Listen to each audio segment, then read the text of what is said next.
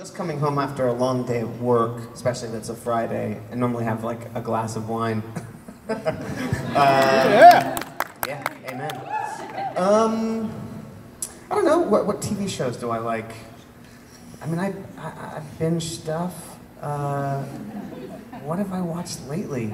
I've been really bad. I've been trying to catch up on movies lately. Okay, yeah. But yeah, after coming home from work, I tend to watch movies, hang out. But you're also a big record collector. I am a big record collector, yes. Yes, that's kind of what I'm going towards. Oh, I see. All right. I didn't follow his lead. So sorry. I thought maybe you jumped put it in the context of coming home after a long day of Well, work. no, that's true. But yes, I certainly play records at home. I have a relatively large-ish record collection, and I'm free time. I DJ occasionally, and What's your holy grail album that you own? that's a tough one because there's a lot that I would put in that category.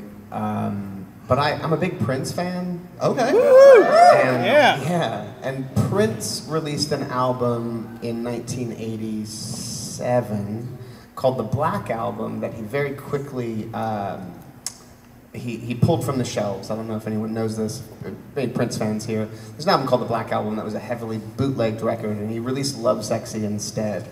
But it had gone to press, so there had been CDs printed as well as vinyl records pressed, and there were these promos that came out that didn't go to stores. They were promo only, and it was a white cover with peach-colored vinyl, and I have one of those. Oh, nice. Yeah, and there were like 400 or something made. Do you ever play it, or are you like, no, we can't touch that one? I don't play that one. I have another copy of the Black Album. So what about favorite musician of all time? Well, he's one of them. Man, I mean, there's John Coltrane's one of my favorites. Yeah, his wife Alice was pretty incredible too. I mean, Tony Williams is a drummer, jazz drummer, is Okay. one of the greatest. I don't know, I could go on and on. What about your thoughts on David Bowie? Can I get your Oh, thoughts? I love David Bowie. Oh, yes. Yeah. My all-time favorite. Oh, okay. Yes. Bowie's your favorite. Yeah, I love Bowie. I would say, in terms of popular music, Prince is probably my favorite. You know, that was a guy That's that a good choice, yeah. wrote, produced, recorded almost everything he ever did, played every instrument. Do you play some instruments?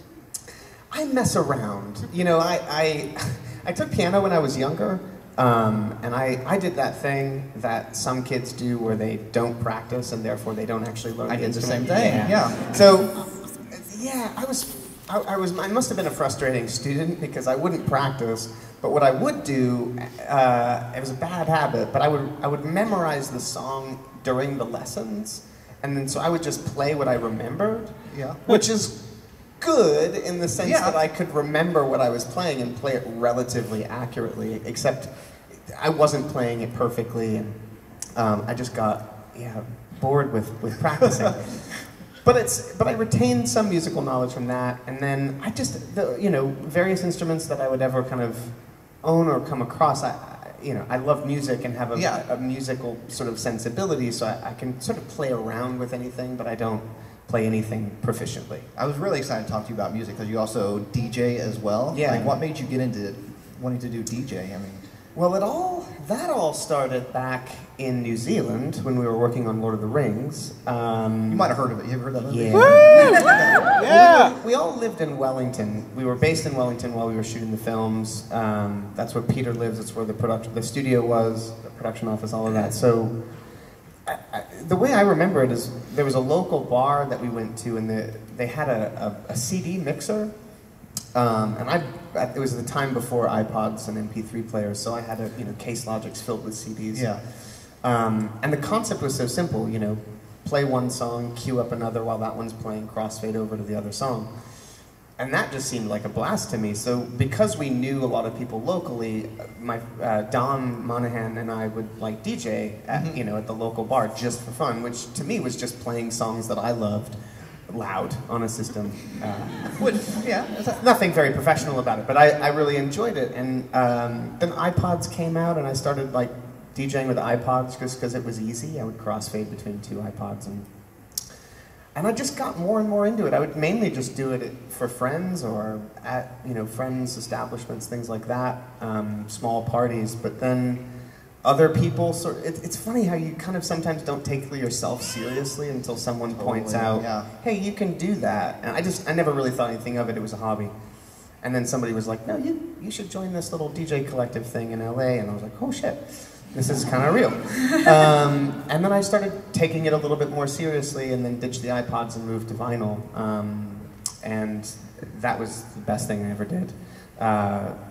Just in terms of the tactile aspect of it, and there's a little bit more skill involved. Things can go wrong, and there's something wonderful about that.